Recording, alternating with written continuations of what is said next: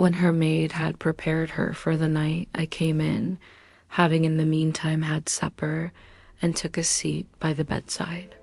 She did not in any way make objection, but looked at me gratefully whenever I caught her eye.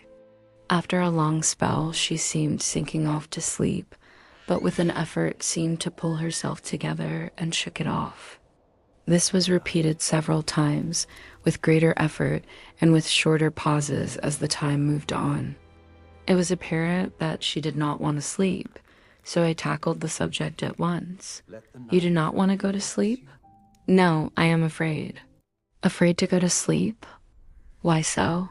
It is the boon we all crave for. Ah, not if you were like me, if sleep was to you a presage of horror. A presage of horror? What on earth do you mean? I don't know. Oh, I don't know. And that is what is so terrible. All this weakness comes to me in sleep, until I dread the very thought. But my dear girl, you may sleep tonight. I am here watching you, and I can promise that nothing will happen. Ah, I can trust you. I seized the opportunity and said, I promise you that if I see any evidence of bad dreams, I will wake you at once. You will? Oh, will you really? How good you are to me. Then I will sleep. And almost at the word, she gave a deep sigh of relief and sank back, asleep up all night long. I watched by her. She never stirred, but slept on in a deep, tranquil, life-giving, health-giving sleep. Her lips were slightly parted, and her breast rose and fell with the regularity of a pendulum. There was a smile on her face, and it was evident that no bad dreams had come to disturb her peace of mind. In the early morning, her maid came, and I left her in her care and took myself back home, for I was anxious about many things. I sent a short wire to Van Helsing and to Arthur, telling them of the excellent result of the operation. My own work, with its manifold arrears, took me all day to clear off. It was dark when I was able to inquire about my zoophagous patient. The report was good. He had been quite quiet for the past day and night.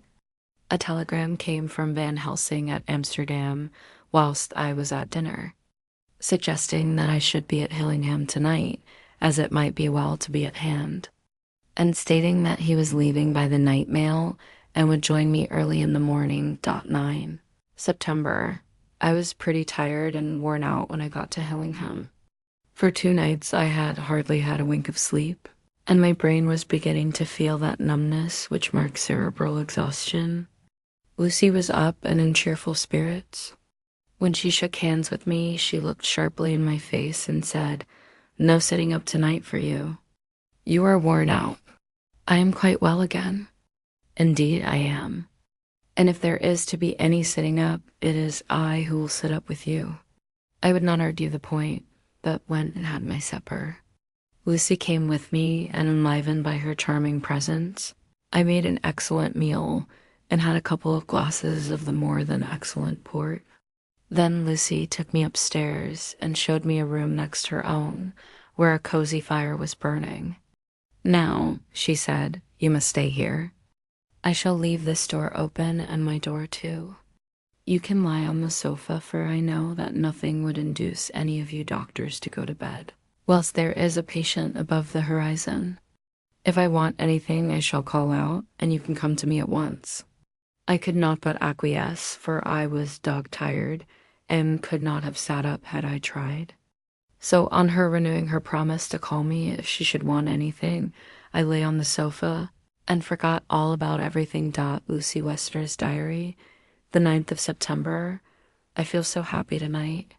I have been so miserably weak that to be able to think and move about is like feeling sunshine after a long spell of east wind out of a steel sky.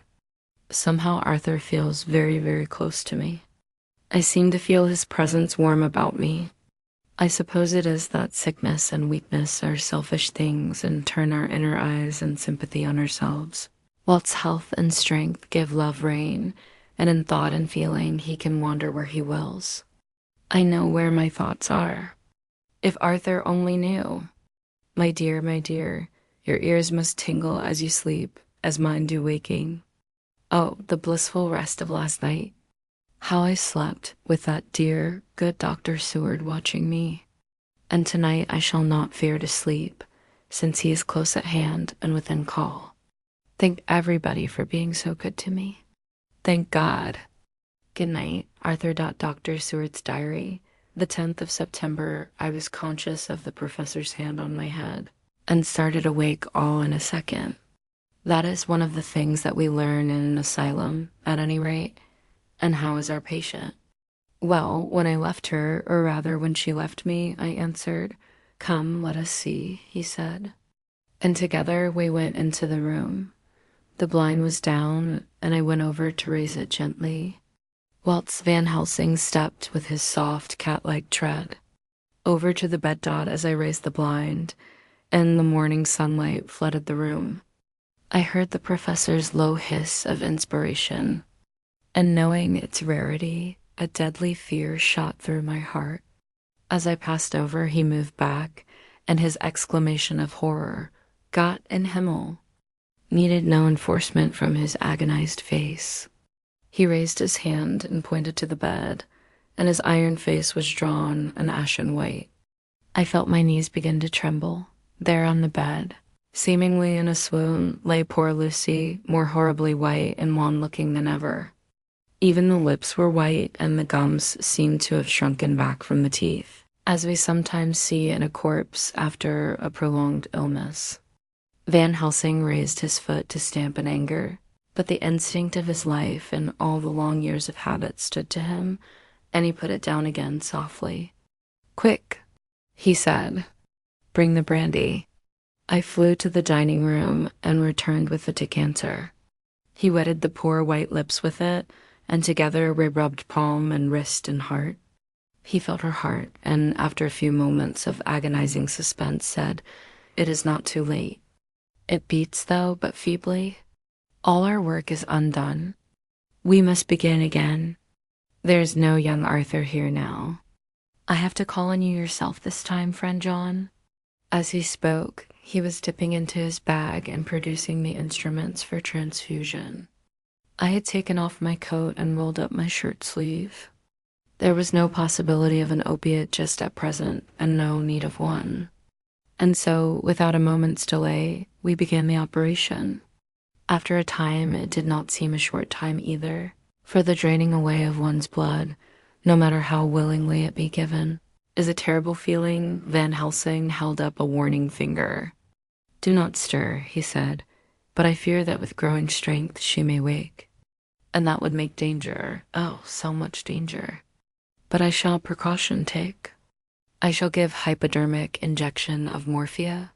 He proceeded then, swiftly and deftly, to carry out his intent. The effect on Lucy was not bad, for the faint seemed to merge subtly into the narcotic sleep. It was with a feeling of personal pride that I could see a faint tinge of color steal back into the pallid cheeks and lips. No man knows, till he experiences it, what it is to feel his own lifeblood drawn away into the veins of the woman he loves. The professor watched me critically. "That will do," he said. "Already?" I remonstrated. "You took a great deal more from art." To which he smiled, a sad sort of smile, as he replied, "He is her lover, her fiancé. You have work, much work, to do for her and for others. And the present will suffice." When we stopped the operation, he attended to Lucy, whilst I applied digital pressure to my own incision. I lay down whilst I waited his leisure to attend to me, for I felt faint and a little sick. By and by he bound up my wound and sent me downstairs to get a glass of wine for myself.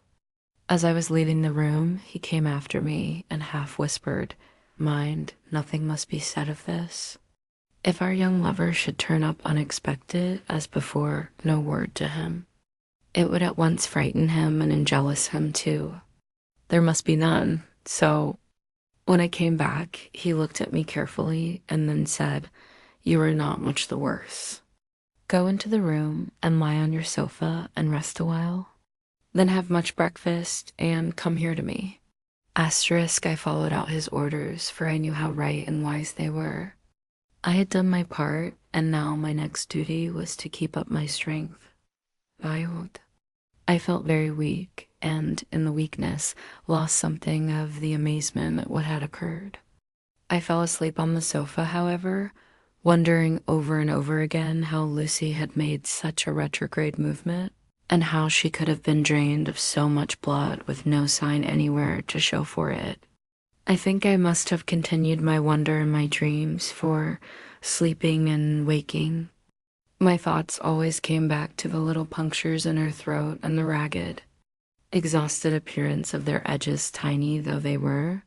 Lucy slept well into the day, and when she woke, she was fairly well and strong, though not nearly so much so as the day before.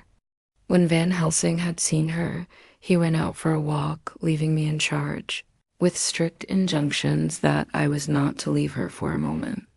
I could hear his voice in the hall, asking the way to the nearest telegraph office. Lucy chatted with me freely, and seemed quite unconscious that anything had happened. I tried to keep her amused and interested. When her mother came up to see her, she did not seem to notice any change whatever, but said to me gratefully, "We owe you so much, Dr. Seward, for all you have done. But you really must now take care not to overwork yourself. You are looking pale yourself. You want a wife to nurse and look after you a bit." "Bet you do." As she spoke, Lucy turned crimson, though it was only momentarily, for her poor wasted veins could not stand for long such an unwanted drain to the head. The reaction came in excessive pallor as she turned imploring eyes on me. I smiled and nodded and laid my finger on my lips. With a sigh, she sank back amid her pillows. Van Helsing returned in a couple of hours, and presently said to me, "Now you go home and eat much and drink enough. Make yourself strong. I stay here tonight, and I shall sit up with little Miss myself. You and I must watch the case, and we must have none other to know. I have grave reasons. No, do not ask them. Think what you will. Do not fear to think even the most not probable. Good night." In the hall, two of the maids came to me and asked if they or either of them might not sit up with Miss Lucy. They implored me to let them, and when I said it was Dr. Van Helsing's wish that either he or I should sit up, they asked me quite piteously to intercede with the foreign gentleman. I was much touched by their kindness.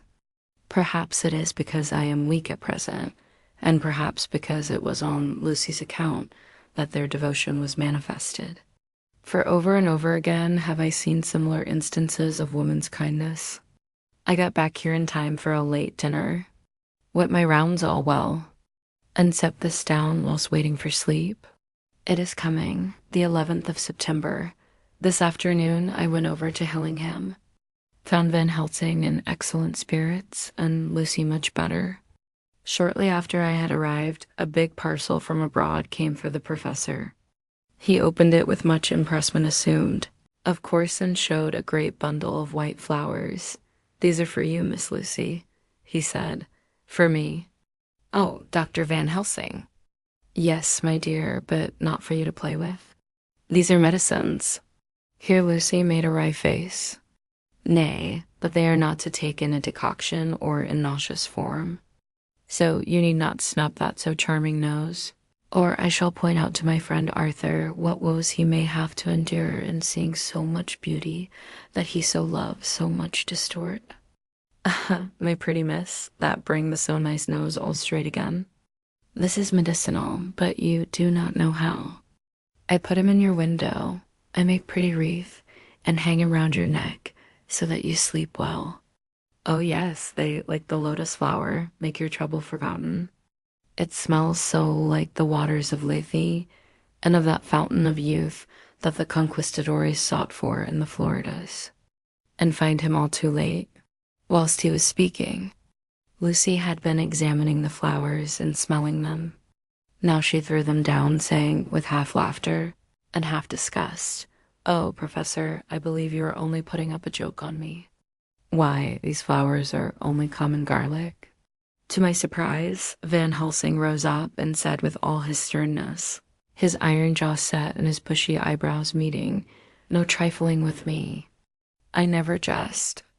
There is grim purpose in all I do, and I warn you that you do not thwart me. Take care, for the sake of others, if not for your own. Then seeing poor Lucy scared, as she might well be, he went on more gently. Oh, little miss, my dear, do not fear me. I only do for your good. But there is much virtue to you in those so common flowers. See, I place them myself in your room. I make myself the wreath that you are to wear. But hush, no telling to others that makes so inquisitive questions. We must obey, and silence is a part of obedience.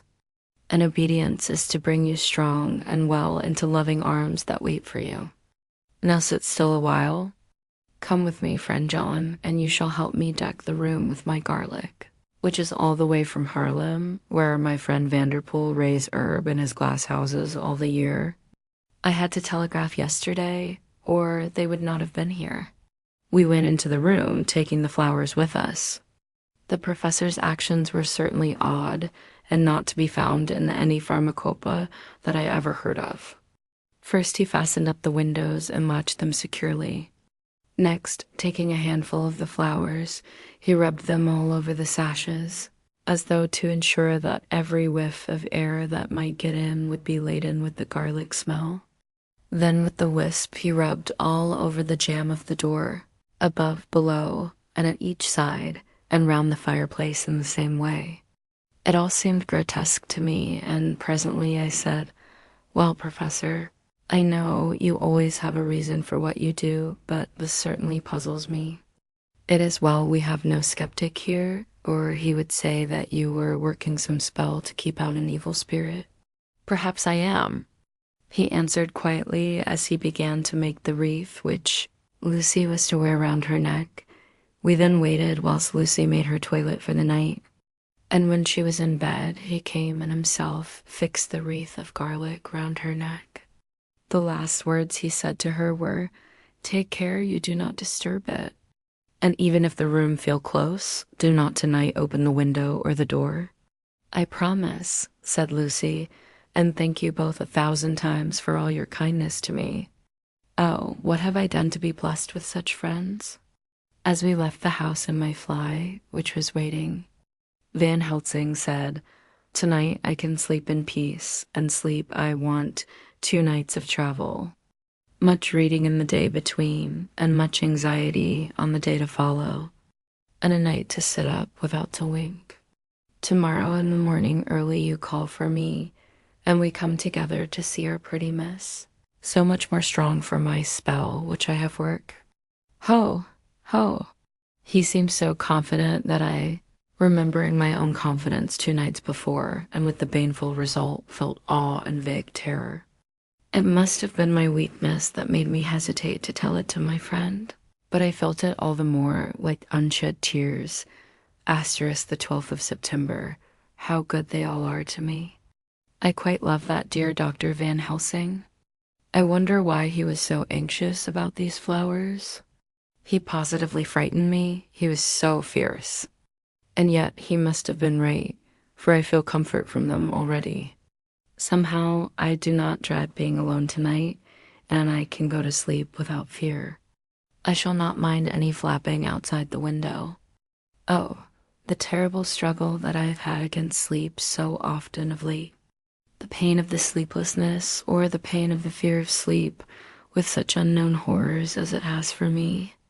How blessed are some people whose lives have no fears, no dreads, to whom sleep is a blessing that comes nightly and brings nothing but sweet dreams. Well, here I am tonight, hoping for sleep and lying like Ophelia in the play, with virgin crants and maid instruments. I never liked garlic before, but tonight is delightful. There's peace in its smell. I feel sleep coming already. Good night, everybody. Dr. Seward's diary. The 13th of September, called at the Berkeley and found Van Helsing, as usual, up to time. The carriage ordered from the hotel was waiting. The professor took his bag, which he always brings with him now. Let all be put down exactly. Van Helsing and I arrived at Hillingham at 8 o'clock. It was a lovely morning. The bright sunshine and all the fresh feeling of early autumn seemed like the completion of nature's annual work. The leaves were turning to all kinds of beautiful colors, but had not yet begun to drop from the trees. When we entered, we met Mrs. Westenra coming out of the morning room. She is always an early riser. She greeted us warmly and said, "You will be glad to know that Lucy is better. The dear child is still asleep." I looked into her room and saw her, but did not go in, lest I should disturb her. The professor smiled and looked quite jubilant. He rubbed his hands together and said, "Aha." I thought I had diagnosed the case. "My treatment is working," to which she answered, "You must not take all the credit to yourself, doctor. Lucy's state this morning is due in part to me." "How you do mean, ma'am?" asked the professor. Well, I was anxious about the dear child in the night and went into her room. She was sleeping soundly, so soundly that even my coming did not wake her. But the room was awfully stuffy. There were a lot of those horrible, strong-smelling flowers about everywhere, and she had actually a bunch of them round her neck. I feared that the heavy odor would be too much for the dear child in her weak state, so I took them all away and opened a bit of the window to let in a little fresh air. "You will be pleased with her, I am sure." She moved off into her boudoir, where she usually breakfasted early. As she had spoken, I watched the professor's face and saw it turn ashen gray. He had been able to retain his self-command whilst the poor lady was present, for he knew her state and how mischievous a shock would be. He actually smiled on her as he held open the door for her to pass into her room. But the instant she had disappeared, he pulled me, suddenly and forcibly, into the dining room and closed the door. Then, for the first time in my life, I saw Van Helsing break down. He raised his hands over his head in a sort of mute despair, and then beat his palms together in a helpless way. Finally, he sat down on a chair and, putting his hands before his face, began to sob with loud, dry sobs that seemed to come from the very racking of his heart. Then he raised his arms again, as though appealing to the whole universe. "God, God, God," he said. "What have we done? What has this poor thing done, that we are so sore beset? Is there fate amongst us still, sent down from the pagan world of old, that such things must be, and in such way? This poor mother, all unknowing and all for the best as she think, does such thing as lose her daughter body and soul. And we must not tell her, we must not even warn her, or she die, and then both die. Oh, how we are beset! How are all the powers of the devils against us?" Suddenly he jumped to his feet. "Come," he said, "come, we must see and act. Devils or no devils, or all the devils at once, it matters not. We fight him all the same." Once again I drew up the blind, whilst Van Helsing went towards the bed. This time he did not start as he looked on the poor face with the same awful waxen pallor as before. He wore a look of stern sadness and infinite pity. "As I expected," he murmured with that hissing inspiration of his which meant so much. Without a word he went and locked the door, and then began to set out on the little table the instruments for yet another operation of transfusion of blood. I had long ago recognized the necessity and begun to take off my coat, but he stopped me with a warning hand. "No," he said. "Today you must operate. I shall provide. You are weakened already." As he spoke, he took off his coat and rolled up his shirt sleeve. Again the operation. Again the narcotic. Again some return of color to the ashy cheeks and the regular breathing of healthy sleep. This time I watched whilst Van Helsing recruited himself and rested. Presently he took an opportunity of telling Mrs. Westenra that she must not remove anything from Lucy's room without consulting him, that the flowers were of medicinal value, and that the breathing of their odor was a part of the system of cure. Then he took over the care of the case himself. saying that he would watch this night and the next, and would send me word when to come.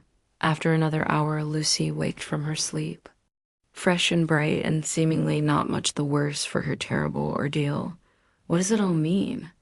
I am beginning to wonder if my long habit of life amongst the insane is beginning to tell upon my own brain. Lucy Westenra's Diary. 17, September, 4 days and nights of peace. I am getting so strong again that I hardly know myself. It is as if I had passed through some long nightmare and had just awakened to see the beautiful sunshine and feel the fresh air of the morning around me. I have a dim half-remembrance of long, anxious times of waiting and fearing, darkness in which there was not even the pain of hope to make present distress more poignant, and then long spells of oblivion, and the rising back to life as a diver coming up through a great press of water. Since, however, Dr. Van Helsing has been with me, all this bad dreaming seems to have passed away. The noises that used to frighten me out of my wits, the flapping against the windows, the distant voices which seemed so close to me, the harsh sounds that came from I know not where and commanded me to do, I know not what, have all ceased. I go to bed now without any fear of sleep. I do not even try to keep awake. I have grown quite fond of the garlic, and a boxful arrives for me every day from Haarlem. Tonight, Dr. Van Helsing is going away, as he has to be for a day in Amsterdam. But I need not be watched. I am well enough to be left alone. Thank God for Mother's sake and dear Arthur's, and for all our friends who have been so kind. I shall not even feel the change, for last night Dr. Van Helsing slept in his chair a lot of the time. I found him asleep twice when I awoke, but I did not fear to go to sleep again, although the boughs or bats or something napped almost angrily against the window panes. The Pall Mall Gazette, the 18th of September, The Escaped Wolf, Perilous. Adventure of our interviewer, interview with the keeper in the zoological gardens, after many inquiries, and almost as many refusals, and perpetually using the words Pall Mall Gazette as a sort of talisman. I managed to find the keeper of the section of the zoological gardens in which the wolf department is included. Thomas Builder lives in one of the cottages in the enclosure behind the elephant house, and was just sitting down to his tea when I found him. Thomas and his wife are hospitable folk, elderly, and without children, and if the specimen I enjoyed of their hospitality be of the average kind, their lives must be pretty comfortable. The keeper would not enter on what he called business until the supper was over and we were all satisfied. Then when the table was cleared, and he had lit his pipe, he said, "Now, sir, you can go on and arst me what you want. You'll excuse me refusin' to talk of professional subjects afore meals." I gives the wolves and the jackals and the hyenas in all our section their tea afore I begins to ask them questions. "How do you mean, ask them questions?" I queried, wishful to get him into a talkative humor. "Itten of them over the eed with a pole is one way. Scratching of their hears is another, when gents as is flesh wants a bit of a show orf to their gals. I don't so much mind the fuss that itten with a pole afore I chucks in their dinner, but I waits till they've 'ad their sherry and coffee, so to speak, afore I tries on with the ear scratching. Mind you," he added philosophically, "there's a deal of the same nature in us as in them theer animiles.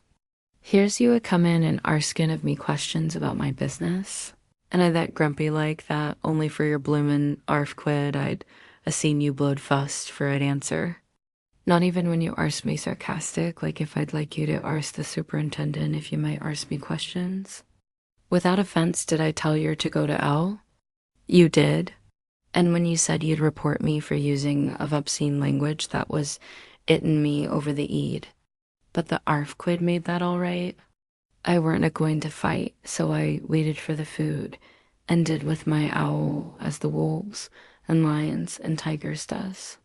But Lord love your art, now that the old ooman has stuck a chunk of her tea cake in me, and rinsed me out with her bloomin' old teapot, and I've lit hup. You may scratch my ears for all you're worth and won't get even a growl out of me. Drive along with your questions. I know what you're coming at, that air-escaped wolf. Exactly. I want you to give me your view of it. Just tell me how it happened. And when I know the facts, I'll get you to say what you consider was the cause of it and how you think the whole affair will end. All right, Governor. This air is about the old story. That airwolf, what we called Berserker, was one of 3 gray ones that came from Norway to Jamrocks, which we bought off him 4 years ago. He was a nice, well-behaved wolf that never gave no trouble to talk of. I'm more surprised at him for wanting to get out nor any other animile in the place. But there, you can't trust wolves no more nor women. Don't you mind him, sir? Broke in Mrs. Tom with a cheery laugh. He's got mending the animals so long that blessed if he ain't like old wolf hisself. But there ain't no arm in him. Well, sir, it was about 2 hours after feeding yesterday when I first hear my disturbance. I was macking up a litter in the monkey house for a young puma which is ill. But when I heard the yelping and owling, I came away straight. There was Berserker a-tearing like a mad thing at the bars as if he wanted to get out. There wasn't much people about that day, and close at hand was only one man, a tall, thin chap with a hook nose and a pointed beard, with a few white hairs running through it. He had a hard, cold look and red eyes, and I took a sort of mislike to him, for it seemed as if it was him as they was irritated at. He had white kid gloves on his hands, and he pointed out the animals to me and says, "Keeper, these wolves seem upset at something. Maybe it's you," says I, for I did not like the airs as he gave himself. He didn't get angry, as I hoped he would, but he smiled a kind of insolent smile, with a mouth full of white, sharp teeth. "Oh, no, they wouldn't like me," he says. "Oh, yes, they would," says I, imitating of him. "They always likes a bone or two to clean their teeth on about tea time." "Which you has a bagful?" Well, it was an odd thing. But when the animals see us a-talkin', they lay down. And when I went over to Berserker, he let me stroke his ears same as ever. That there man came over and blessed, but if he didn't put in his hand and stroke the old wolf's ears too. "Take care," says I, "Berserker is quick." "Never mind," he says. "I'm used to 'em." "Are you in the business yourself?" I says, taking off my hat. "For a man what trades in wolves, and Cederer, is a good friend to keepers?" "No," says he, "not exactly in the business. But I made pets of several." And with that, he lifts his hat as polite as a lord and walks away. Old Berserker kept a looking arter until he was out of sight, and then went and lay down in a corner and wouldn't come out the whole evening. Well, last night, so soon as the moon was up, the wolves here all began a-owling. There weren't nothing for them to owl at. There weren't no one near, except some one that was evidently a-calling a dog, somewheres out back of the gardings in the park road. Once or twice I went out to see that all was right, and it was, and then the owling stopped. Just before 12 o'clock, I just took a look round afore turning in, and bust me. But when I came opposite to old Berserker's cage, I see the rails broken and twisted about and the cage empty. And that's all I know for certain. Did anyone else see anything? One of our gardeners was a-comin' about that time from a Armony, when he sees a big gray dog comin' out through the garden edges. At least, so he says, but I don't give much for it myself. For if he did, he never said a word about it to his missus when he got, and it was only after the escape of the wolf was made known, and we had been up all night a-hunting of the park for Berserker, that he remembered seeing anything. My own belief was that the Armony ad got into his head. Now, Mr. Builder, can you account in any way for the escape of the wolf? Well, sir, he said with a suspicious sort of modesty, I think I can. But I don't know as how you'd be satisfied with the theory. Certainly I shall. If a man like you, who knows the animals from experience, can't hazard a good guess at any rate, who is even to try? Well then, sir, I accounts for it this way. It seems to me that Airwolf escaped simply because he wanted to get out. From the hearty way that both Thomas and his wife laughed at the joke, I could see that it had done service before, and that the whole explanation was simply an elaborate sell. I couldn't cope in badinage with the worthy Thomas, but I thought I knew a sure way to his heart, so I said, "Now, Mr. Builder, we'll consider that first half-sovereign worked off, and this brother of his is waiting to be claimed when you've told me what you think will happen." "Right you are, sir," he said briskly.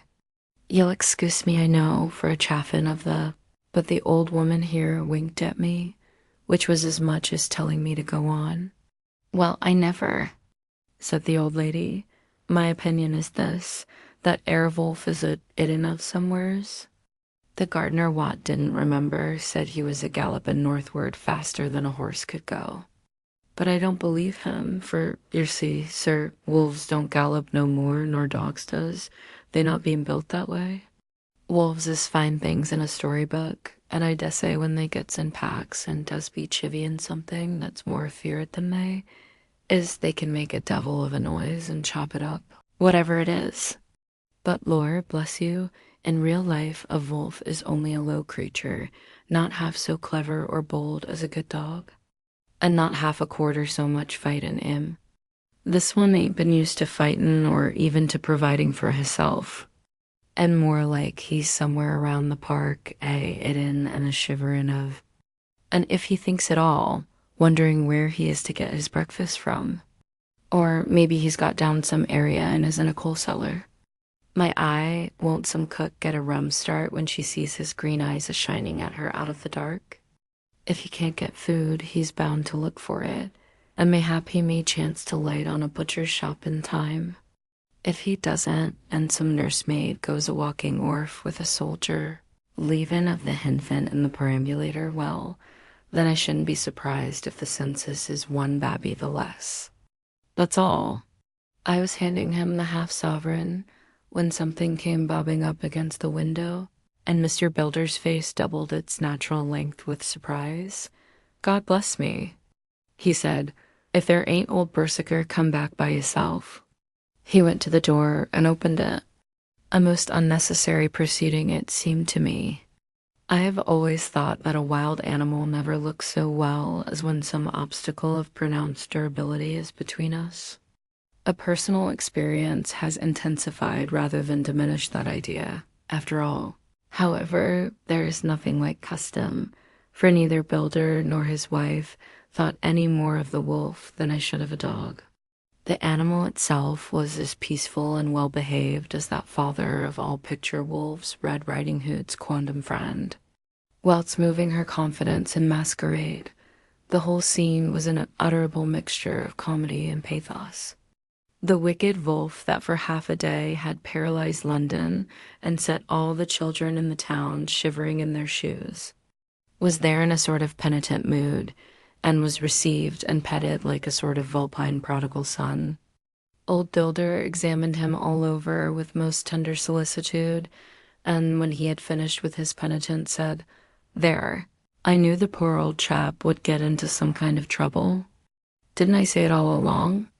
Here's his head all cut and full of broken glass. He's been a-getting over some bloomin' wall or other. It's a shame that people are allowed to top their walls with broken bottles. This air's what comes of it. Come along, Berserker." He took the wolf and locked him up in a cage, with a piece of meat that satisfied, in quantity at any rate, the elementary conditions of the fatted calf, and went off to report. I came off too, to report the only exclusive information that is given today regarding the strange escapade at the zoo. Dr. Seward's diary. The 17th of September, I was engaged after dinner in my study, posting up my books, which, through press of other work and the many visits to Lucy, had fallen sadly into arrear. Suddenly the door was burst open, and in rushed my patient, with his face distorted with passion. I was thunderstruck, for such a thing as a patient getting of his own accord into the superintendent's study is almost unknown. Without an instant's pause, he made straight at me. He had a dinner knife in his hand, and as I saw he was dangerous, I tried to keep the table between us. He was too quick and too strong for me, however, for before I could get my balance, he had struck at me and cut my left wrist rather severely. Before he could strike again, however, I got in my right and he was sprawling on his back on the floor. My wrist bled freely and quite a little pool trickled onto the carpet. I saw that my friend was not intent on further effort and occupied myself binding up my wrist, keeping a wary eye on the prostrate figure all the time. When the attendants rushed in and we turned our attention to him, his employment positively sickened me. He was lying on his belly on the floor, licking up like a dog, the blood which had fallen from my wounded wrist.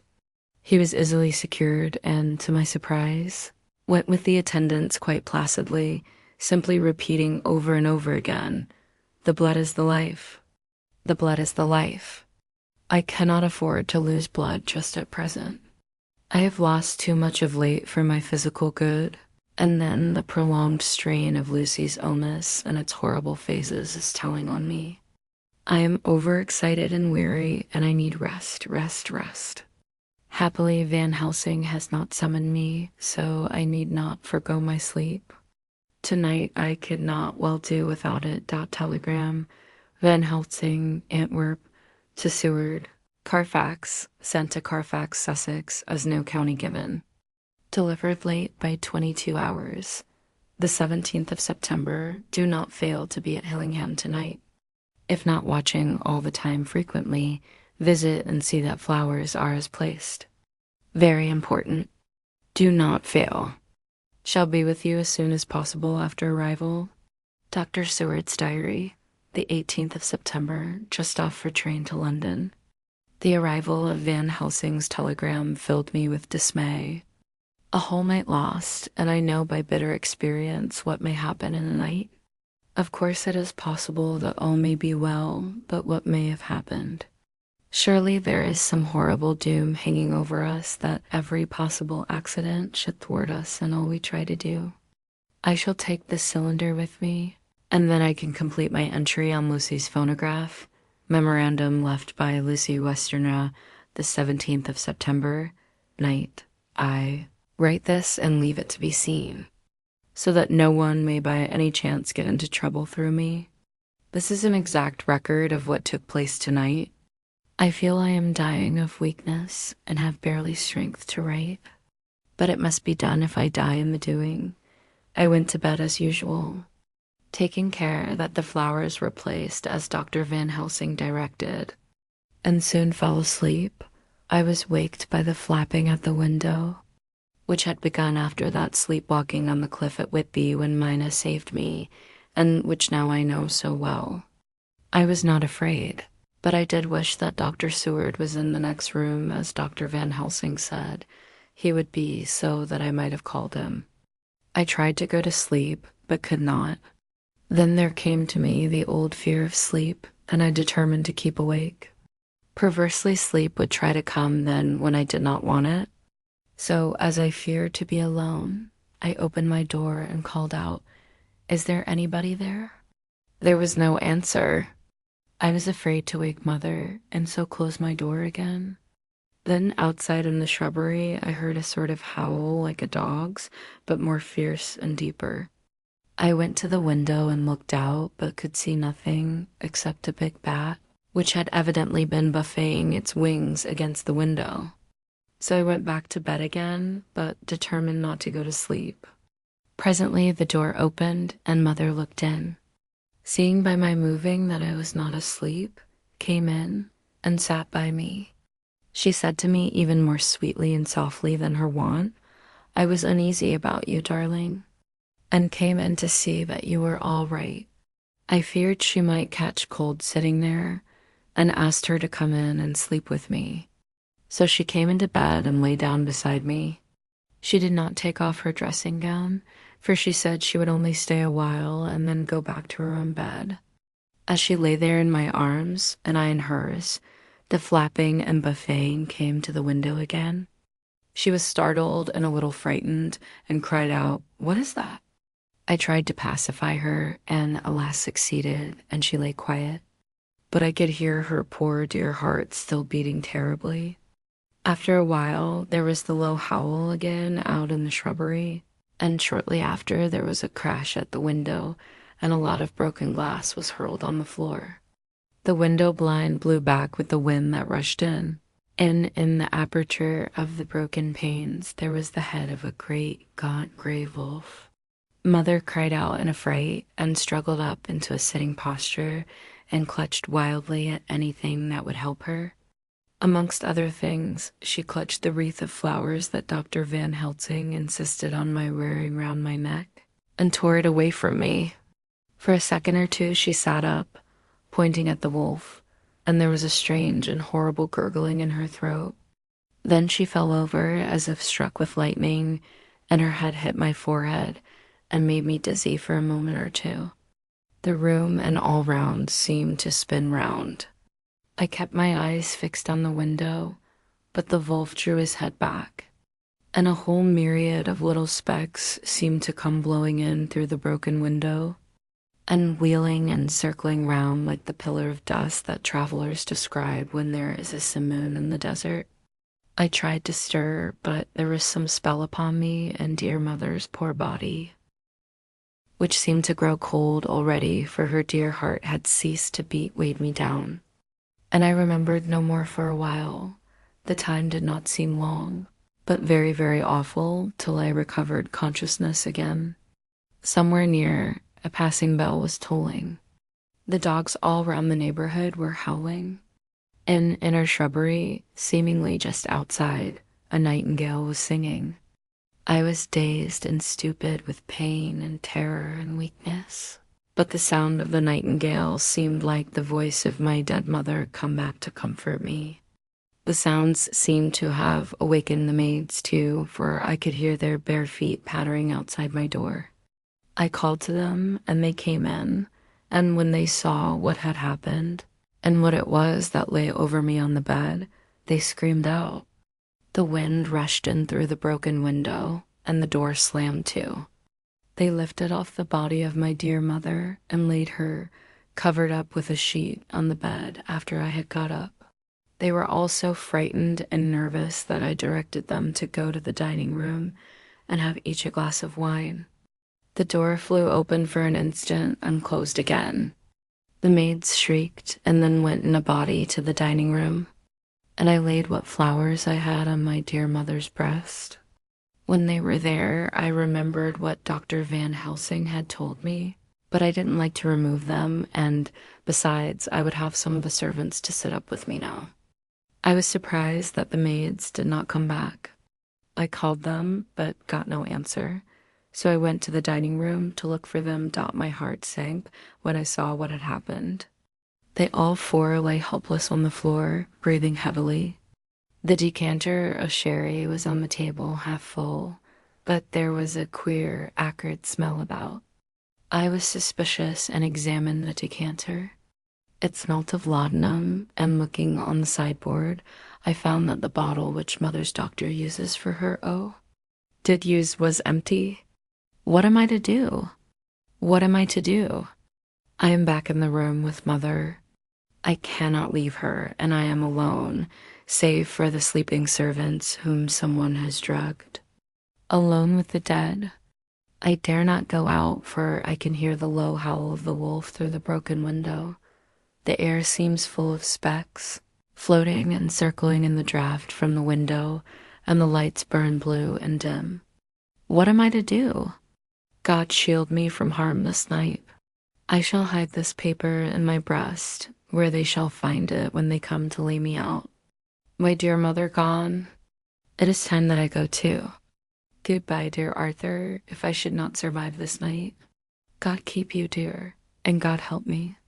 Asterisk the 18th of September, I drove at once to Hillingham and arrived early. Keeping my cab at the gate, I went up the avenue alone. I knocked gently and rang as quietly as possible, for I feared to disturb Lucy or her mother, and hoped to only bring a servant to the door. After a while, finding no response, I knocked and rang again. Still no answer. I cursed the laziness of the servants that they should lie abed at such an hour, for it was now 10 o'clock, and so rang and knocked again, but more impatiently, but still without response. Hitherto I had blamed only the servants, but now a terrible fear began to assail me. Was this desolation but another link in the chain of doom which seemed drawing tight around us? Was it indeed a house of death to which I had come too late? I knew that minutes, even seconds of delay, might mean hours of danger to Lucy if she had had again one of those frightful relapses. And I went round the house to try if I could find by chance an entry anywhere that I could find no means of ingress. Every window and door was fastened and locked, and I returned baffled to the porch. As I did so, I heard the rapid pit-pat of a swiftly driven horse's feet. They stopped at the gate, and a few seconds later, I met Van Helsing running up the avenue.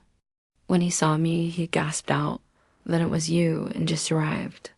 How is she? Are we too late? Did you not get my telegram?"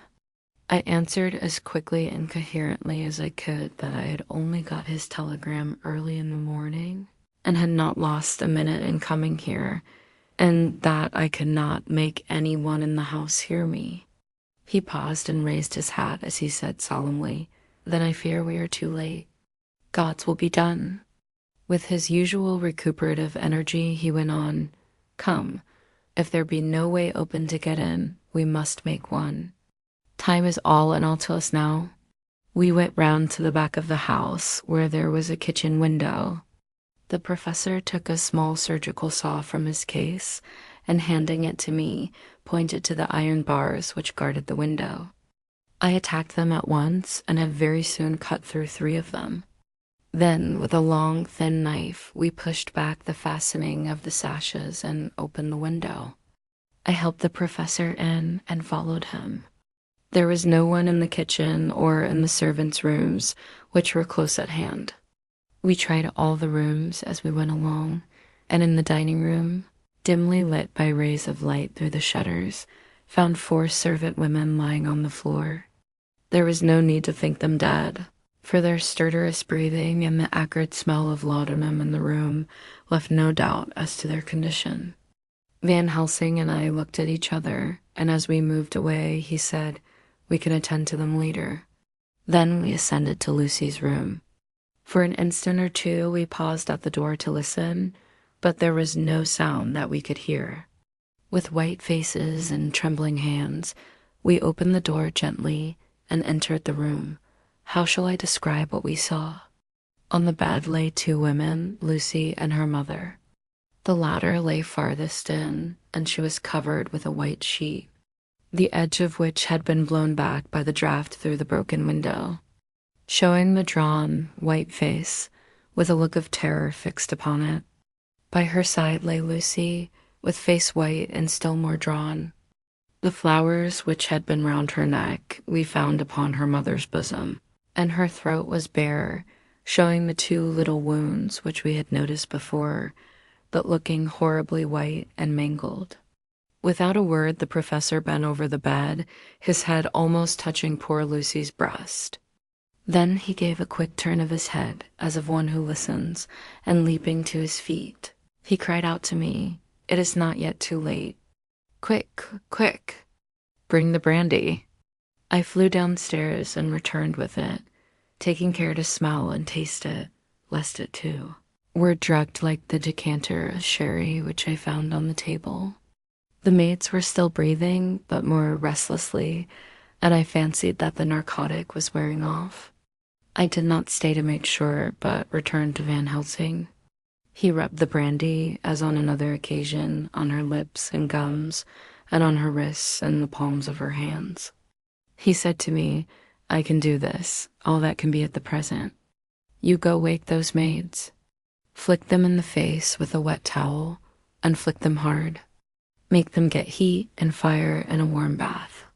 This poor soul is nearly as cold as that beside her. She will need be heated before we can do anything more." I went at once, and found little difficulty in waking 3 of the women. The fourth was only a young girl, and the drug had evidently affected her more strongly. So I lifted her on the sofa and let her sleep. The others were dazed at first, but as remembrance came back to them, they cried and sobbed in a hysterical manner. I was stern with them, however, and would not let them talk. I told them that one life was bad enough to lose, and that if they delayed, they would sacrifice Miss Lucy. So, sobbing and crying, they went about their way, half clad as they were, and prepared fire and water. Fortunately, the kitchen and boiler fires were still alive, and there was no lack of hot water. We got a bath and carried Lucy out as she was and placed her in it. Whilst we were busy chafing her limbs, there was a knock at the hall door.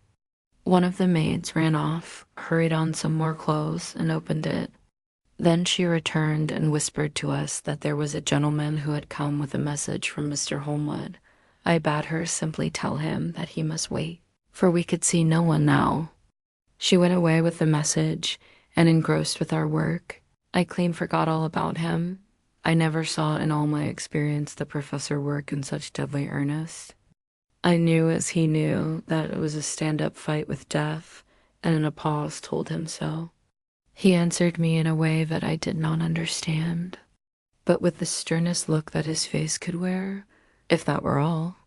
I would stop here where we are now, and let her fade away into peace, for I see no light in life over horizon. He went on with his work with, if possible, renewed and more frenzied vigor. Presently, we both began to be conscious that the heat was beginning to be of some effect. Lucy's heart beat a trifle more audibly to the stethoscope, and her lungs had a perceptible movement. Van Helsing's face almost beamed, and as we lifted her from the bath and rolled her in a hot sheet to dry her, he said to me, "The first gain is ours. Check to the king." We took Lucy into another room, which had by now been prepared, and laid her in bed and forced a few drops of brandy down her throat. I noticed that Van Helsing tied a soft silk handkerchief round her throat. She was still unconscious, and was quite as bad as, if not worse than, we had ever seen her. Van Helsing called in one of the women, and told her to stay with her and not to take her eyes off her till we returned, and then beckoned me out of the room. "We must consult as to what is to be done," he said as we descended the stairs. In the hall, he opened the dining room door, and we passed in, he closing the door carefully behind him. The shutters had been opened, but the blinds were already down, with that obedience to the etiquette of death which the British woman of the lower classes always rigidly observes. The room was, therefore, dimly dark. It was, however, light enough for our purposes. Van Helsing's sternness was somewhat relieved by a look of perplexity. He was evidently torturing his mind about something, so I waited for an instant, and he spoke. "What are we to do now? Where are we to turn for help? We must have another transfusion of blood, and that soon, or that poor girl's life won't be worth an hour's purchase." "You are exhausted already." "I am exhausted too. I fear to trust those women, even if they would have courage to submit. What are we to do for someone who will open his veins for her? What's the matter with me, anyhow?" The voice came from the sofa across the room, and its tones brought relief and joy to my heart, for they were those of Quincy Morris. Van Helsing started angrily at the first sound, but his face softened and a glad look came into his eyes as I cried out, "Quincy Morris," and rushed towards him with outstretched hands. "What brought you here?" I cried as our hands met. "I guess art is the cause." He handed me a telegram. "Have not heard from Seward for 3 days, and am terribly anxious. Cannot leave. Father's still in same condition. Send me word how Lucy is. Do not delay. Holmwood." I think I came just in the nick of time. You know you have only to tell me what to do. Van Helsing strode forward and took his hand, looking him straight in the eyes as he said, "A brave man's blood is the best thing on this earth when a woman is in trouble. You're a man and no mistake. Well, the devil may work against us for all he's worth, but God sends us men when we want them. Once again, we went through that ghastly operation. I have not the heart to go through with the details. Lucy had got a terrible shock, and it told on her more than before, for though plenty of blood went into her veins, her body did not respond to the treatment as well as on the other occasions. Her struggle back into life was something frightful to see and hear. However, the action of both heart and lungs improved, and Van Helsing made a subcutaneous injection of morphia, as before, and with good effect. Her faint became a profound slumber. The professor watched whilst I went downstairs with Quincy Morris and sent one of the maids to pay off one of the cabmen who were waiting. I left Quincy lying down after having a glass of wine and told the cook to get ready a good breakfast. Then a thought struck me, and I went back to the room where Lucy now was. When I came softly in, I found Van Helsing with a sheet or two of notepaper in his hand. He had evidently read it and was thinking it over as he sat with his hand to his brow. There was a look of grim satisfaction in his face, as of one who has had a doubt solved. He handed me the paper, saying only, "It dropped from Lucy's breast when we carried her to the bath." When I had read it, I stood looking at the professor, and after a pause asked him, "In God's name, what does it all mean? Was she or is she mad? Or what sort of horrible danger is it?" I was so bewildered that I did not know what to say more. Van Helsing put out his hand and took the paper, saying, "Do not trouble about it now. Forget it for the present. You shall know and understand it all in good time. But it will be later. And now what is it that you came to me to say?" This brought me back to fact, and I was all myself again. I came to speak about the certificate of death. If we do not act properly and wisely, there may be an inquest, and that paper would have to be produced. I am in hopes that we need have no inquest, for if we had, it would surely kill poor Lucy, if nothing else did. I know, and you know, and the other doctor who attended her knows, that Mrs. Westerner had disease of the heart, and we can certify that she died of it. Let us fill up the certificate at once, and I shall take it myself to the registrar and go on to the undertaker. Good. Oh, my friend John. Well thought of. Truly, Miss Lucy, if she be sad in the foes that beset her, is at least happy in the friends that love her. 1, 2, 3, all open their veins for her, besides one old man. Ah, yes, I know, friend John. I am not blind. I love you all the more for it. Now go. In the hall, I met Quincy Morris with a telegram for Arthur telling him that Mrs. Westerner was dead, that Lucy also had been ill but was now going on better, and that Van Helsing and I were with her. I told him where I was going, and he hurried me out. But as I was going said, "When you come back, Jack, may I have 2 words with you all to ourselves?" I nodded in reply and went out.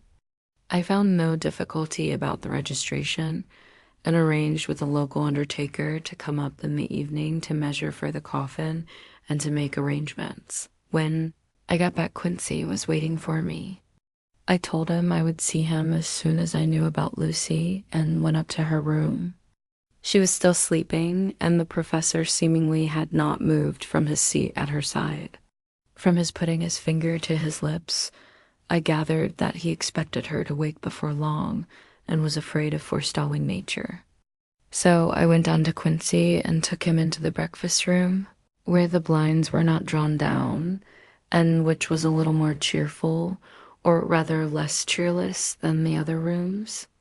When we were alone, he said to me, "Jack Seward, I don't want to shove myself in anywhere where I've no right to be. But this is no ordinary case. You know, I love that girl and wanted to marry her. But although that's all past and gone, I can't help feeling anxious about her all the same. What is it that's wrong with her?" The Dutchman, and a fine old fellow he is. I can see that said, that time you two came into the room, that you must have another transfusion of blood, and that both you and he were exhausted. Now I know well that you medical men speak in camera, and that a man must not expect to know what they consult about in private. But this is no common matter, and whatever it is, I have done my part. Is not that so? That's so, I said, and he went on. I take it that both you and Van Helsing had done already what I did today. Is not that so? That's so. And I guess Art was in it too. When I saw him 4 days ago down at his own place, he looked queer. I have not seen anything pulled down so quick since I was on the pampas and had a mare that I was fond of go to grass all in a night. One of those big bats that they call vampires had got at her in the night, and what with his gorge and the vein left open, there wasn't enough blood in her to let her stand up, and I had to put a bullet through her as she lay. Jack, if you may tell me without betraying confidence, Arthur was the first, is not that so? As he spoke, the poor fellow looked terribly anxious. He was in a torture of suspense regarding the woman he loved, and his utter ignorance of the terrible mystery which seemed to surround her intensified his pain. His very heart was bleeding, and it took all the manhood of him, and there was a royal lot of it, to keep him from breaking down. I paused before answering, for I felt that I must not betray anything which the professor wished kept secret. But already he knew so much, and guessed so much, that there could be no reason for not answering, so I answered in the same phrase, That's so. And how long has this been going on? About 10 days. 10 days? Then I guess Jack Seward, that poor pretty creature that we all love, has had put into her veins within that time the blood of 4 strong men. Man alive, her whole body wouldn't hold it. Then, coming close to me, he spoke in a fierce half-whisper, What took it out? I shook my head. That, I said, is the crux. Van Helsing is simply frantic about it, and I am at my wit's end. I can't even hazard a guess. There has been a series of little circumstances which have thrown out all our calculations as to Lucy being properly watched. But these shall not occur again. Here we stay until all be well or ill. Quincy held out his hand. Count me in, he said. You and the Dutchman will tell me what to do, and I'll do it. When she woke late in the afternoon, Lucy's first movement was to feel in her breast and, to my surprise, produce the paper which Van Helsing had given me to read. The careful professor had replaced it where it had come from, lest on waking she should be alarmed. Her eye then lit on Van Helsing and on me too, and gladdened. Then she looked around the room, and seeing where she was, shuddered. She gave a loud cry and put her poor thin hands before her pale face. We both understood what that meant, that she had realized to the full her mother's death. So we tried what we could to comfort her. Doubtless sympathy eased her somewhat, but she was very low in thought and spirit, and wept silently and weakly for a long time.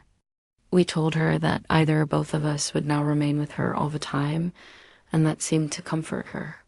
Towards dusk she fell into a doze. Here a very odd thing occurred. While still asleep, she took the paper from her breast and tore it in two. Van Helsing stepped over and took the pieces from her.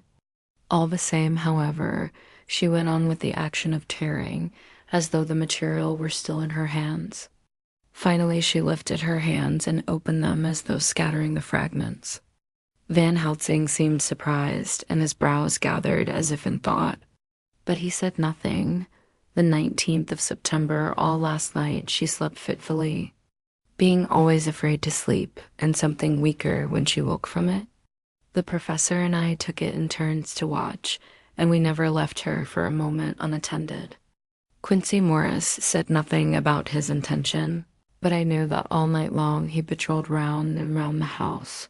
When the day came, its searching light showed the ravages in poor Lucy's strength. She was hardly able to turn her head, and the little nourishment which she could take seemed to do her no good. At times she slept, and both Van Helsing and I noticed the difference in her between sleeping and waking.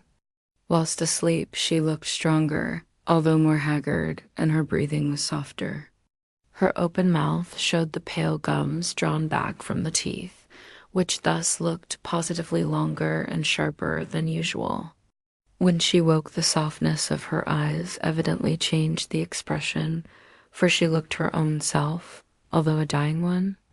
In the afternoon, she asked for Arthur, and we telegraphed for him. Quincy went off to meet him at the station. When he arrived, it was nearly 6 o'clock, and the sun was setting full and warm, and the red light streamed in through the window and gave more color to the pale cheeks. When he saw her, Arthur was simply choking with emotion, and none of us could speak. In the hours that had passed, the fits of sleep, or the comatose condition that passed for it, had grown more frequent, so that the pauses when conversation was possible were shortened. Arthur's presence, however, seemed to act as a stimulant. She rallied a little and spoke to him more brightly than she had done since we arrived. He too pulled himself together and spoke as cheerily as he could, so that the best was made of everything. It was now nearly 1 o'clock, and he and Van Helsing are sitting with her. I am to relieve them in a quarter of an hour, and I am entering this on Lucy's phonograph. Until 6 o'clock they are to try to rest. I fear that tomorrow will end our watching, for the shock has been too great. The poor child cannot rally.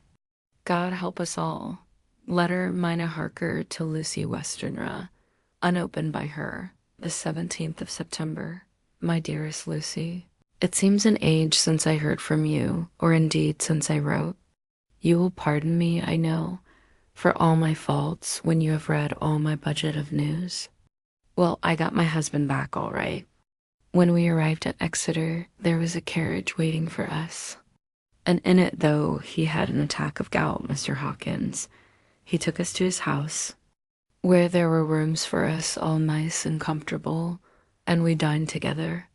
After dinner, Mr. Hawkins said, "My dears, I want to drink your health and prosperity, and may every blessing attend you both. I know you both from children, and have, with love and pride, seen you grow up. Now I want you to make your home here with me. I have left to me neither chick nor child. All are gone, and in my will I have left you everything." I cried, Lucy dear, as Jonathan and the old man clasped hands. Our evening was a very, very happy one, so here we are, installed in this beautiful old house, and from both my bedroom and the drawing room I can see the great elms of the cathedral close, with their great black stems standing out against the old yellow stone of the cathedral, and I can hear the rooks overhead cawing and chattering and gossiping all day, after the manner of rooks and humans. I am busy, I need not tell you, arranging things and housekeeping. Jonathan and Mr. Hawkins are busy all day, for now that Jonathan is a partner, Mr. Hawkins wants to tell him all about the clients. How is your dear mother getting on?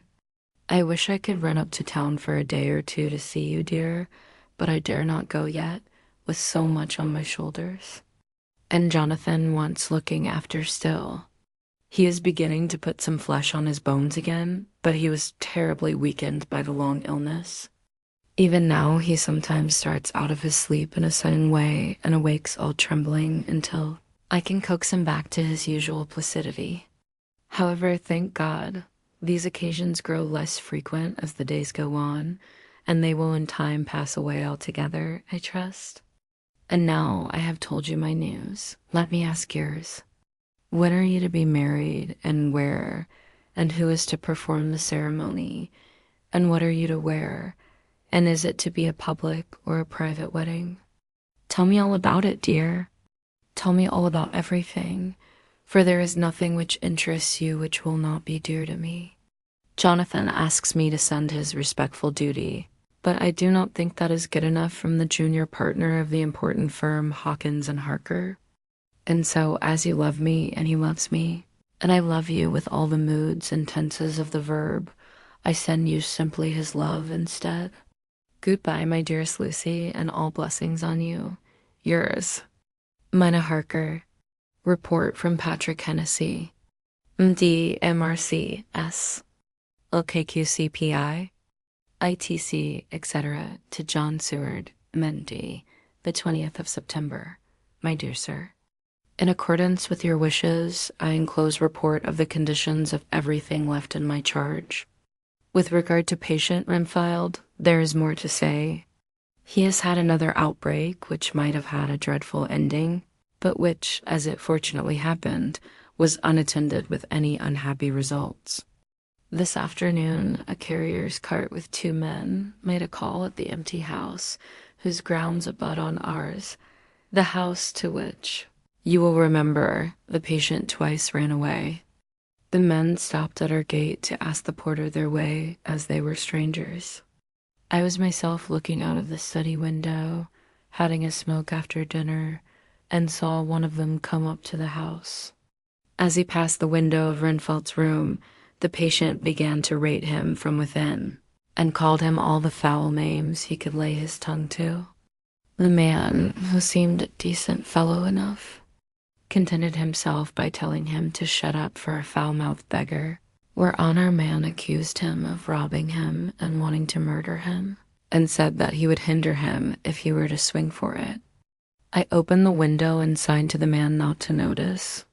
So he contented himself, after looking the place over and making up his mind as to what kind of a place, he had got to by saying, "Lor, bless yer, sir, I wouldn't mind what was said to me in a bloomin' madhouse. I pity the governor for having to live in the house with a wild beast like that." Then he asked his way civilly enough, and I told him where the gate of the empty house was. He went away, followed by threats and curses and revilings from our man. I went down to see if I could make out any cause for his anger, since he is usually such a well-behaved man, and except his violent fits, nothing of the kind had ever occurred. I found him, to my astonishment, quite composed and most genial in his manner. I tried to get him to talk of the incident, but he blandly asked me questions as to what I meant, and led me to believe that he was completely oblivious of the affair. It was, I am sorry to say, however, only another instance of his cunning, for within half an hour I heard of him again. This time he had broken out through the window of his room and was running down the avenue. I called to the attendants to follow me and ran after him, for I feared he was intent on some mischief.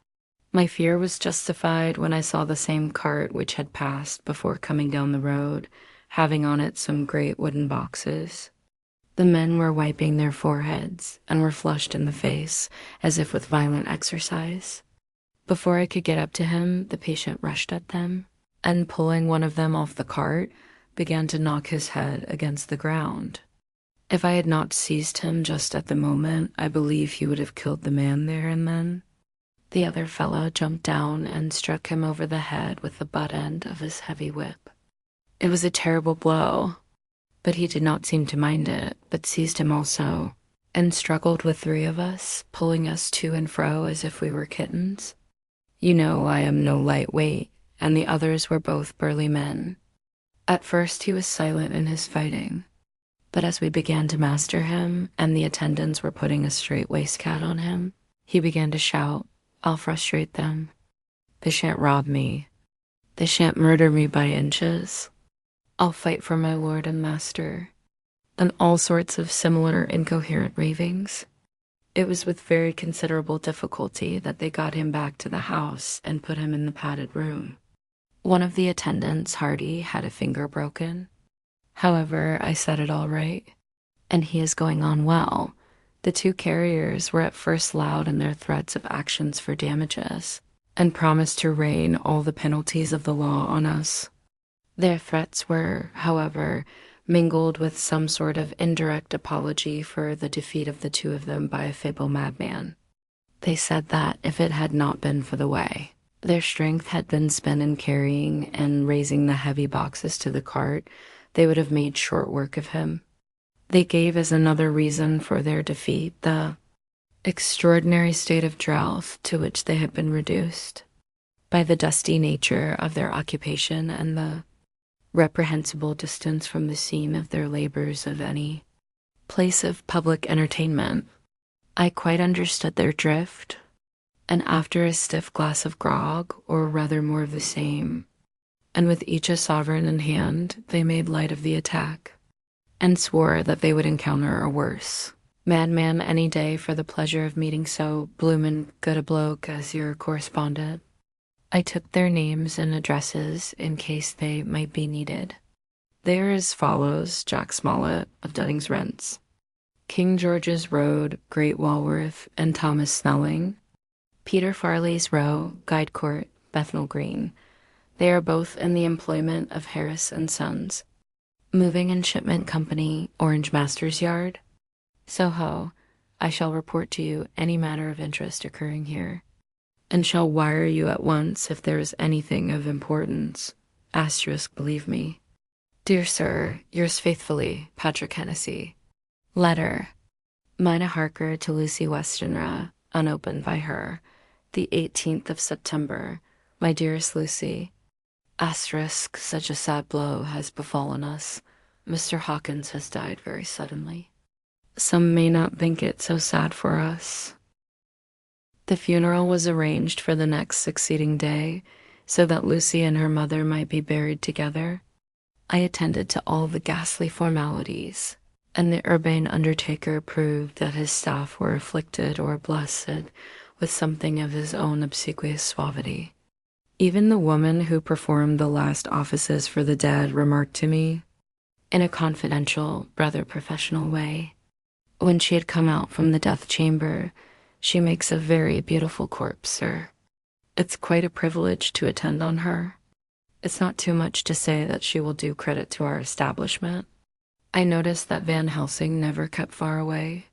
This was possible from the disordered state of things in the household. There were no relatives at hand, and as Arthur had to be back the next day to attend at his father's funeral, we were unable to notify anyone who should have been bidden.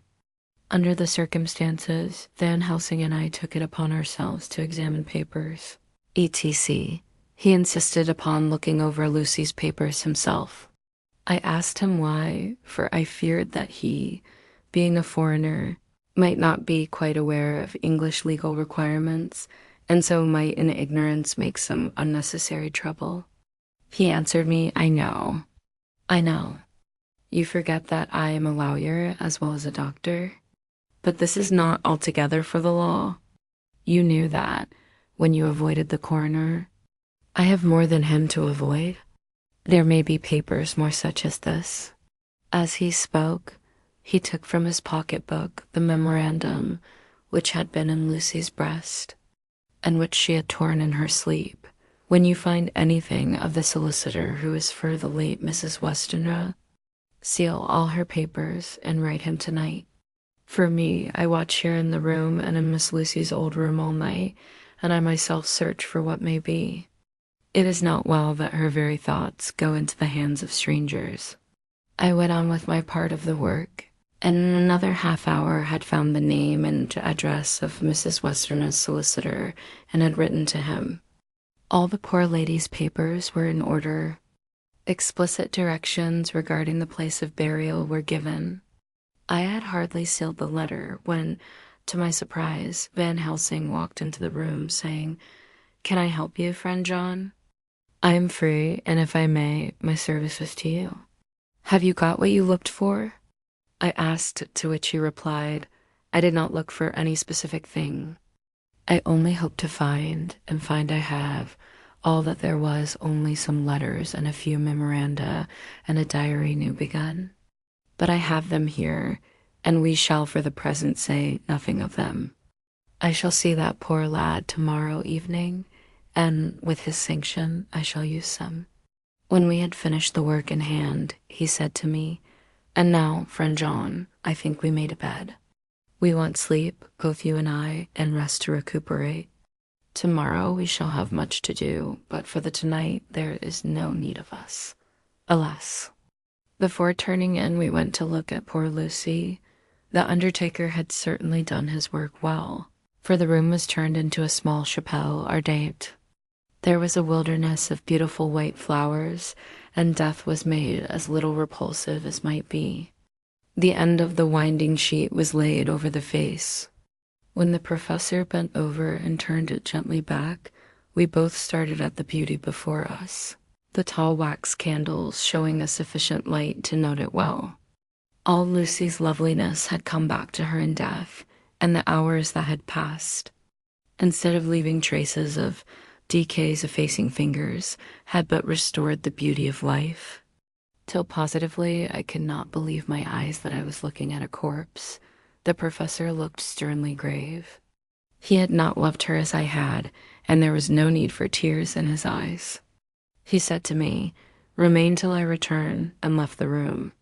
He came back with a handful of wild garlic from the box waiting in the hall, but which had not been opened, and placed the flowers amongst the others on and around the bed. Then he took from his neck, inside his collar, a little gold crucifix, and placed it over the mouth. He restored the sheet to its place, and we came away. I was undressing in my own room, when, with a premonitory tap at the door, he entered, and at once began to speak. "Tomorrow I want you to bring me, before night, a set of postmortem knives." "Must we make an autopsy?" I asked, yes and no. "I want to operate, but not as you think. Let me tell you now, but not a word to another. I want to cut off her head and take out her heart." "Ah, you a surgeon, and so shocked." "You, whom I have seen with no tremble of hand or heart, do operations of life and death that make the rest shudder. Oh, but I must not forget, my dear friend John, that you loved her. And I have not forgotten it, for it is I that shall operate, and you must only help. I would like to do it tonight, but for Arthur, I must not. He will be free after his father's funeral tomorrow, and he will want to see her to see it. Then, when she is coffin ready for the next day, you and I shall come when all sleep.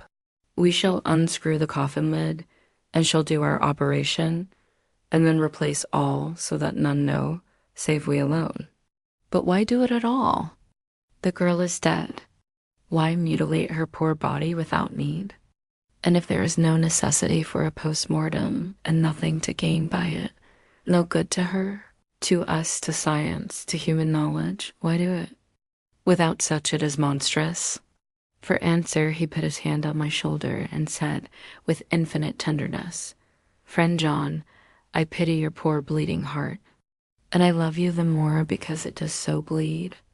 If I could, I would take on myself the burden that you do bear. But there are things that you know not, but that you shall know, and bless me for knowing, though they are not pleasant things. John, my child, you have been my friend now many years, and yet did you ever know me to do any without good cause? I may err, I am but man, but I believe in all I do. Was it not for these causes that you sent for me when the great trouble came? Yes. Were you not amazed, nay horrified, when I would not let Arthur kiss his love, though she was dying, and snatched him away by all my strength?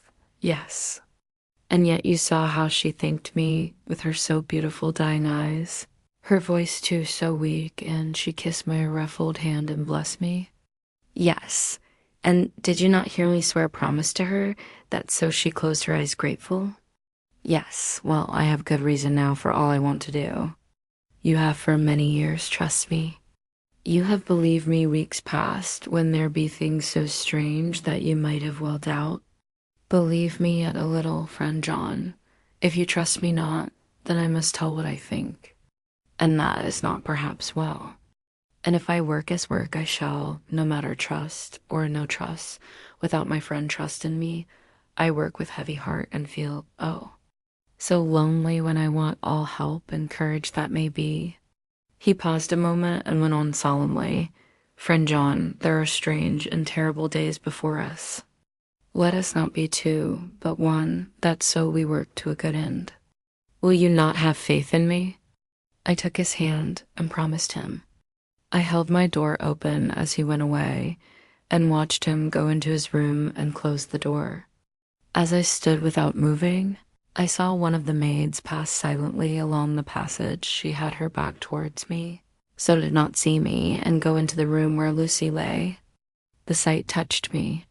Devotion is so rare, and we are so grateful to those who show it unasked to those we love.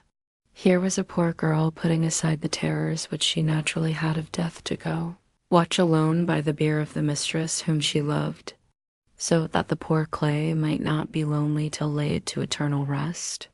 I must have slept long and soundly, for it was broad daylight when Van Helsing waked me by coming into my room. He came over to my bedside and said, "You need not trouble about the knives." "We shall not do it." "Why not?" I asked, for his solemnity of the night before had greatly impressed me, because, he said sternly, it is too late or too early. See, here he held up the little golden crucifix. This was stolen in the night. How stolen? I asked in wonder, since you have it now. Because I get it back from the worthless wretch who stole it, from the woman who robbed the dead and the living. Her punishment will surely come, but not through me. She knew not altogether what she did, and thus unknowing, she only stole. Now we must wait. He went away on the word, leaving me with a new mystery to think of, a new puzzle to grapple with. The forenoon was a dreary time, but at noon the solicitor came, Mr. Marquand of Holman Sons, Marquand and Litterdale. He was very genial and very appreciative of what we had done, and took off our hands all cares as to details. During lunch he told us that Mrs. Westerna had for some time expected sudden death from her heart, and had put her affairs in absolute order. He informed us that, with the exception of a certain entailed property of Lucy's father's, which now, in default of direct issue, went back to a distant branch of the family, the whole estate, real and personal, was left absolutely to Arthur Holmwood. When he had told us so much, he went on, "Frankly, we did our best to prevent such a testamentary disposition, and pointed out certain contingencies that might leave her daughter either penniless or not so free as she should be to act, regarding a matrimonial alliance. Indeed, we pressed the matter so far that we almost came into collision, for she asked us if we were or were not prepared to carry out her wishes. Of course, we had then no alternative but to accept. We were right in principle, and 99 times out of 100 we should have proved, by the logic of events, the accuracy of our judgment. Frankly, however, I must admit that in this case any other form of disposition would have rendered impossible the carrying out of her wishes. For by her predeceasing her daughter, the latter would have come into possession of the property, and even had she only survived her mother by 5 minutes, her property would, in case there were no will, and a will was a practical impossibility in such a case, have been treated at her decease as under intestacy, in which case Lord Godalming, though so dear a friend, would have had no claim in the world, and the inheritors, being remote, would not be likely to abandon their just rights, for sentimental reasons regarding an entire stranger. I assure you, my dear sirs, I am rejoiced at the result. Perfectly rejoiced. He was a good fellow, but his rejoicing at the one little part in which he was officially interested of so great a tragedy was an object lesson in the limitations of sympathetic understanding. He did not remain long, but said he would look in later in the day and see Lord Godalming. His coming, however, had been a certain comfort to us, since it assured us that we should not have to dread hostile criticism as to any of our acts. Arthur was expected at 5 o'clock, so a little before that time we visited the death chamber. It was so in very truth, for now both mother and daughter lay in it. The undertaker, true to his craft, had made the best display he could of his goods, and there was a mortuary air about the place that lowered our spirits at once. Van Helsing ordered the former arrangement to be adhered to, explaining that, as Lord Godalming was coming very soon, it would be less harrowing to his feelings to see all that was left of his fiancée quite alone. The undertaker seemed shocked at his own stupidity, and exerted himself to restore things to the parlevachted condition in which we left them the night before, so that when Arthur came such shocks to his feelings as we could avoid were saved. Poor fellow. He looked desperately sad and broken. Even his stalwart manhood seemed to have shrunk somewhat under the strain of his much-tried emotions. He had, I knew, been very genuinely and devotedly attached to his father, and to lose him, and at such a time, was a bitter blow to him. With me he was warm as ever, and to Van Helsing he was sweetly courteous. But I could not help seeing that there was some constraint with him. The professor noticed it too, and motioned me to bring him upstairs. I did so, and left him at the door of the room, as I felt he would like to be quite alone with her, but he took my arm and led me in, saying huskily, "You loved her too, old fellow." She told me all about it, and there was no friend had a closer place in her heart than you. I don't know how to thank you for all you have done for her. I can't think yet. Here he suddenly broke down and threw his arms round my shoulders and laid his head on my breast, crying, "Oh, Jack, Jack, what shall I do? The whole of life seems gone from me all at once, and there is nothing in the wide world for me to live for." I comforted him as well as I could. In such cases, men do not need much expression. A grip of the hand, the tightening of an arm over the shoulder, a sob in unison, are expressions of sympathy dear to a man's heart. I stood still and silent till his sobs died away, and then I said softly to him, "Come and look at her." Together we moved over to the bed, and I lifted the lawn from her face. God, how beautiful she was! Every hour seemed to be enhancing her loveliness. It frightened and amazed me somewhat, and as for Arthur, he fell a-trembling, and finally was shaken with doubt as with an ague. At last, after a long pause, he said to me in a faint whisper, "Jack, is she really dead?" I assured him sadly that it was so, and went on to suggest, for I felt that such a horrible doubt should not have life for a moment longer. Then I could help that it often happened that after death faces became softened, and even resolved into their youthful beauty.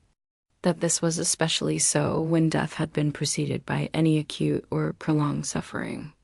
It seemed to quite do away with any doubt, and after kneeling beside the couch for a while and looking at her lovingly and long, he turned aside. I told him that that must be goodbye, as the coffin had to be prepared. So he went back and took her dead hand in his and kissed it, and bent over and kissed her forehead. He came away, fondly looking back over his shoulder at her as he came. I left him in the drawing room and told Van Helsing that he had said goodbye. So the latter went to the kitchen to tell the undertaker's men to proceed with the preparations and to screw up the coffin. When he came out of the room again, I told him of Arthur's question, and he replied, "I am not surprised." Just now I doubted for a moment myself. We all dined together, and I could see that poor Art was trying to make the best of things.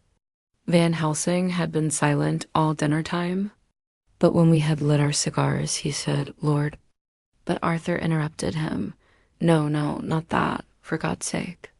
Not yet at any rate. Forgive me, sir, I did not mean to speak offensively. It is only because my loss is so recent. The professor answered very sweetly. I only used that name because I was in doubt. I must not call you Mr., and I have grown to love you, yes, my dear boy, to love you as Arthur.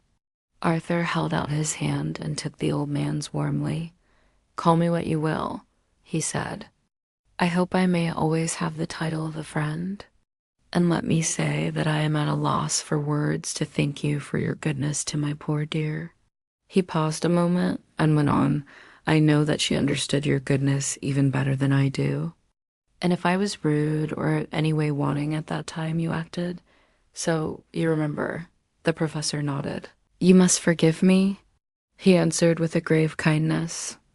I know it was hard for you to quite trust me then, for to trust such violence needs to understand. And I take it that you cannot trust me now, for you do not yet understand. And there may be more times when I shall want you to trust, when you cannot, and may not, and must not yet understand. But the time will come when your trust shall be whole and complete in me, and when you shall understand as though the sunlight himself shone through. Then you shall bless me from first to last for your own sake, and for the sake of others, and for her dear sake to whom I swore to protect. And indeed, sir, said Arthur warmly, I shall and always trust you.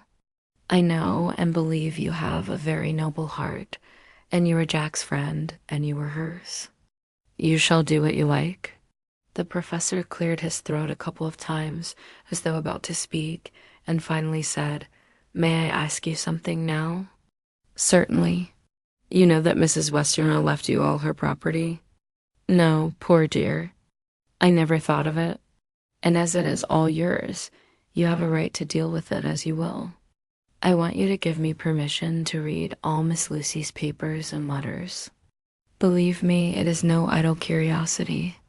I have a motive of which, be sure, she would have approved. I have them all here. I took them before we knew that all was yours, so that no strange hand might touch them, no strange eye look through words into her soul. I shall keep them, if I may. Even you may not see them yet, but I shall keep them safe. No word shall be lost, and in the good time I shall give them back to you. It's a hard thing I ask, but you will do it, will you not, for Lucy's sake? Arthur spoke out heartily like his old self. Dr. Van Helsing, you may do what you will. I feel that in saying this I am doing what my dear one would have approved. I shall not trouble you with questions till the time comes. The old professor stood up as he said solemnly, and you are right. There will be pain for us all, but it will not be all pain, nor will this pain be the last. We and you too, you most of all, my dear boy, will have to pass through the bitter water before we reach the sweet. But we must be brave of heart and unselfish, and do our duty, and all will be well. I slept on a sofa in Arthur's room that night. Van Helsing did not go to bed at all.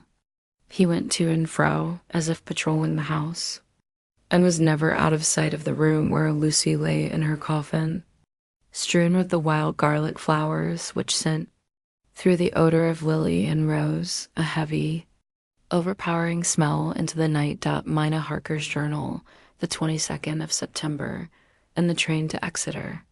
Jonathan sleeping. It seems only yesterday that the last entry was made, and yet how much between then, and Whitby and all the world before me, Jonathan away and no news of him.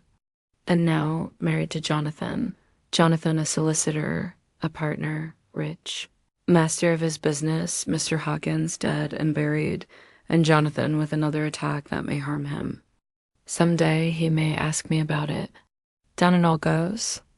I am rusty in my shorthand, see what unexpected prosperity does for us, so it may be as well to freshen it up again with an exercise anyhow. The service was very simple and very solemn. There were only ourselves and the servants there, one or two old friends of his from Exeter, his London agent, and a gentleman representing Sir John Paxton, the president of the Incorporated Law Society.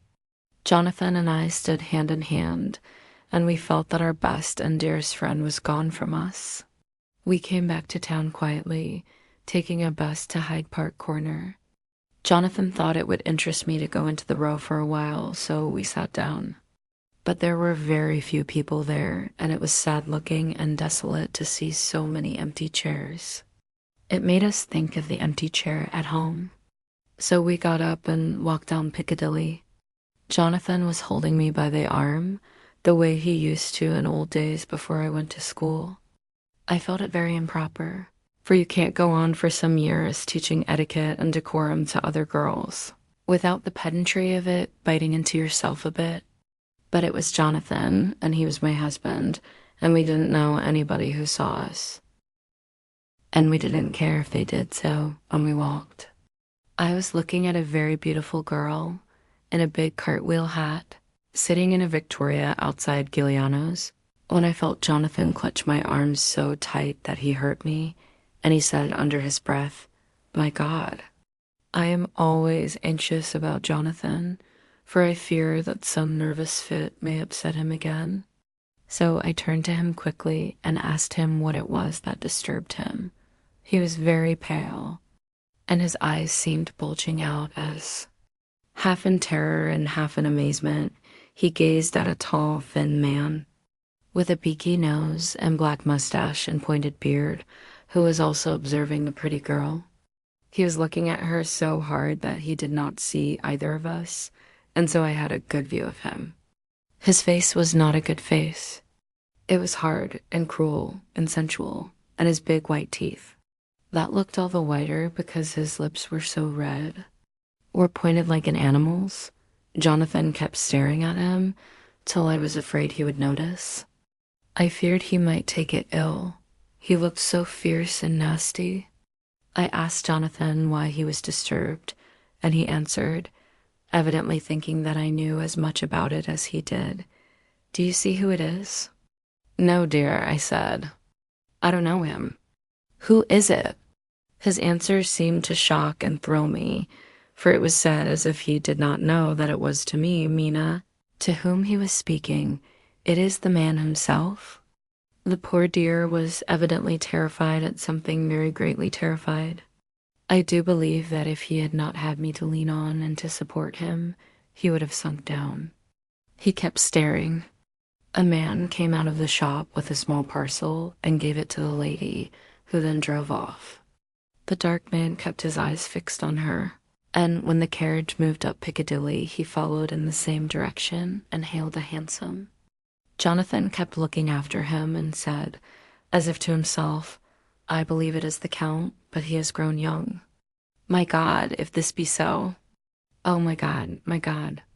If I only knew. If I only knew." He was distressing himself so much that I feared to keep his mind on the subject by asking him any questions, so I remained silent. I drew him away quietly, and he, holding my arm, came easily.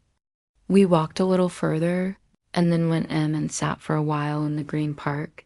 It was a hot day for autumn, and there was a comfortable seat in a shady place. After a few minutes staring at nothing, Jonathan's eyes closed, and he went quietly into a sleep, with his head on my shoulder. I thought it was the best thing for him, so did not disturb him. In about 20 minutes he woke up and said to me quite cheerfully, "Why, Mina, have I been asleep?" "Oh, do forgive me for being so rude. Come, and we'll have a cup of tea somewhere." He had evidently forgotten all about the dark stranger, as in his illness he had forgotten all that this episode had reminded him of. I don't like this lapsing into forgetfulness. It may make or continue some injury to the brain. I must not ask him for fear I shall do more harm than good, but I must somehow learn the facts of his journey abroad. The time has come, I fear, when I must open that parcel and know what is written. Oh, Jonathan, you will.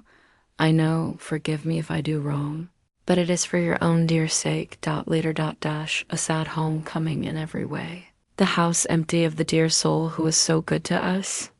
Jonathan still pale and dizzy under a slight relapse of his malady. And now a telegram from Van Helsing. "Whoever he may be, you will be grieved to hear that Mrs. Westerra died 5 days ago, and that Lucy died the day before yesterday. They were both buried today." Oh, what a wealth of sorrow in a few words. Poor Mrs. Westenra, poor Lucy, gone, gone, never to return to us. And poor Arthur, to have lost such sweetness out of his life. God help us all to bear our troubles. Dr. Seward's diary. The 22nd of September, it is all over. Arthur has gone back to Ring, and has taken Quincy Morris with him. What a fine fellow is Quincy! I believe in my heart of hearts that he suffered as much about Lucy's death as any of us. But he bore himself through it like a moral Viking. If America can go on breeding men like that, she'll be a power in the world indeed. Van Helsing is lying down, having a rest preparatory to his journey. He goes over to Amsterdam tonight, but says he returns tomorrow night. That he only wants to make some arrangements which can only be made personally. He is to stop with me then, if he can. He says he has work to do in London, which may take him some time. Poor old fellow. I fear that the strain of the past week has broken down even his iron strength. All the time of the burial he was, I could see, putting some terrible restraint on himself. When it was all over, we were standing beside Arthur, who, poor fellow, was speaking of his part in the operation where his blood had been transfused to his Lucy's veins. I could see Van Helsing's face grow white and purple by turns. Arthur was saying that he felt since then as if they two had been really married, and that she was his wife in the sight of God. None of us said a word of the other operations, and none of us ever shall. Arthur and Quincy went away together to the station, and Van Helsing and I came on here. The moment we were alone in the carriage, he gave way to a regular fit of hysterics. He has denied to me since that it was hysterics, and insisted that it was only his sense of humor asserting itself under very terrible conditions. He laughed till he cried, and I had to draw down the blinds lest anyone should see us and misjudge. And then he cried till he laughed again, and laughed and cried together just as a woman does. I tried to be stern with him, as one is to a woman under the circumstances, but it had no effect. Men and women are so different in manifestations of nervous strength or weakness. Then when his face grew grave and stern again, I asked him why his mirth, and why at such a time. His reply was in a way characteristic of him, for it was logical and forceful and mysterious. He said, "Ah, you don't comprehend, friend John. Do not think that I am not sad, though I laugh. See, I have cried even when the laugh did choke me. But no more think that I am all sorry when I cry, for the laugh he come just the same. Keep it always with you that laughter who knock at your door and say, 'May I come in?' is not the true laughter. No. He is a king, and he come when and how he like. He ask no person. He choose no time of suitability. He say, 'I am here. Behold, an example, I grieve my heart out for that so sweet young girl. I give my blood for her, though I am old and worn. I give my time, my skill, my sleep. I let my other sufferers want that so she may have all. And yet I can laugh at her very grave laugh when the clay from the spade of the sexton drop upon her coffin and say, thud, thud, to my heart till it send back the blood from my cheek. My heart bleed for that poor boy, that dear boy. So of the age of mine own boy had I been so blessed that he live, and with his hair and eyes the same. There, you know now why I love him so. And yet when he say things that touch my husband heart to the quick, and make my father heart yearn to him as to no other man, not even to you, friend John. For we are more level in experiences than father and son, yet even at such moment King Lof he come to me and shout and bellow in my ear, here I am,